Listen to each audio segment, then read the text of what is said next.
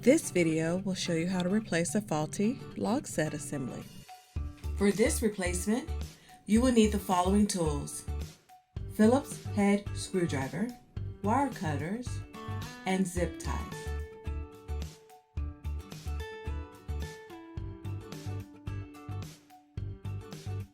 Before starting, be sure the unit is powered off and unplugged. Carefully remove the mantle away from the wall. Remove the electric insert from the mantle by loosening the screws that fix the metal brackets to the insert and mantle. Remove the insert and set down carefully, taking care not to scratch existing surfaces.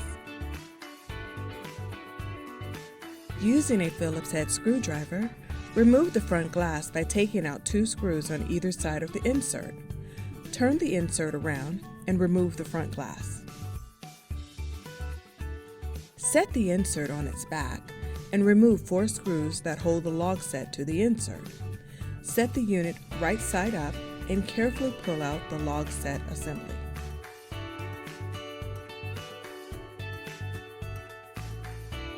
Using a wire cutter, cut the zip ties as shown and remove the zip ties.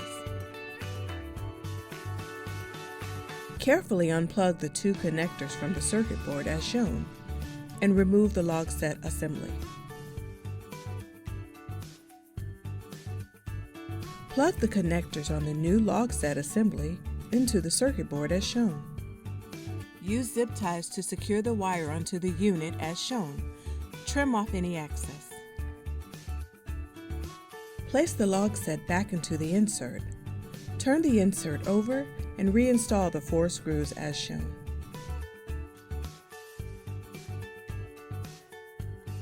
Turn the insert upright and reinstall the front glass by reinstalling the 4 screws that fix it to the insert. Plug in the electric fireplace, turn the unit on, and test the functions to make sure everything is working properly.